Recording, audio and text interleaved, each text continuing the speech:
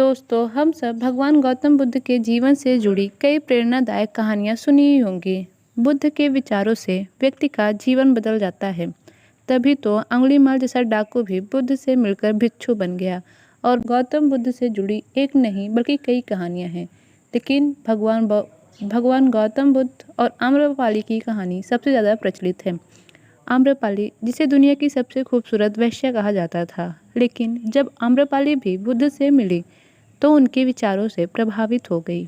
इसके बाद अपनी धन संपत्ति सब कुछ का त्याग कर आम्रपाली एक साधारण भिक्षु बन गई और संपूर्ण जीवन अपना भिक्षु बनकर ही बिता दिया।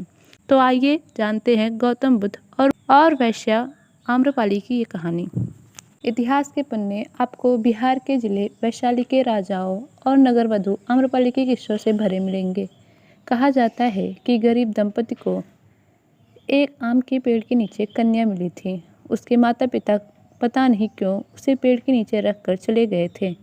दंपति ने लड़की के माता पिता के बारे में बहुत पता लगाया, लेकिन कुछ पता नहीं चला।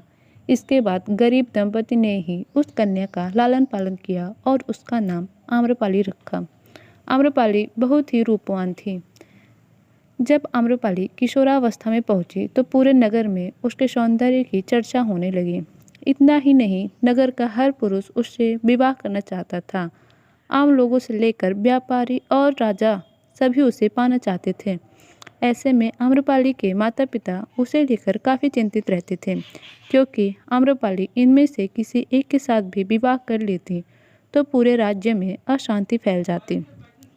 नगर में शांति स्थापित करने के लिए वैशाली राज्य के प्रशासन ने आम्रपाली को क्रमानुसार अंत में नगर वधु बना दिया। आम्रपाली को साम्राज्य की सबसे खूबसूरत और प्रतिभाशाली महिला के रूप में जनपद कल्याणी की उपाधि 7 साल के लिए दे दी गई। आम्रपाली को धन आभूषण से लेकर उसका अपना एक महल भी मिला। उसकी सेवा के लिए उसके इर्द गिर्द सेविकाएं रहती थीं। आम्रपाली को शारीरिक संबंध बनाने के लिए चयन का अधिकार भी प्राप्त था। फिर वह राजा के दरबार की नर्तकी भी बन गई। ज्ञान प्राप्ति के 5 साल बाद गौतम बुद्ध बिहार के वैशाली में जब पहली बार आए तो उनके स्वागत में लिए वहाँ की प्रसिद्ध राज नर्तकी आम्रपाली गंडक नदी के तट पर पहुँची। आम्रपाली के सुंदर रूप और यौवन को देखकर गौतम बुद्ध ने अपने शिष्यों को आंखें बंद करने को कहा।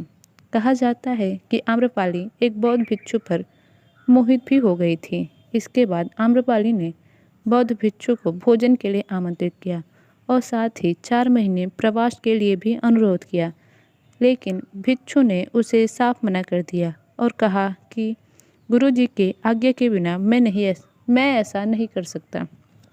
आखिर में आम्रपाली ने गौतम बुद्ध के सामने हाथ जोड़कर कहा कि आम्रपाली ने भिक्षु को मोहित नहीं कर पाई, बल्कि उसकी आध्यात्मिकता ने मुझे ही धर्म की राह पर चलने के लिए विवश कर दिया।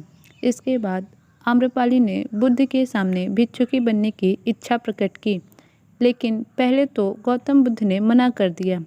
लेकिन क्योंकि उस समय बौद्ध संघ में स्त्रियों के प्रवेश वर्जित था। हालांकि इस घटना के बाद गौतम बुद्ध ने स्त्रियों को बौद्ध संघ में प्रवेश करने की अनुमति दे दी। फिर आम्रपाली सामान्य बौद्ध भिक्षुकी बन गई और वैशाली नगर के हित के लिए कार्य करने लगी।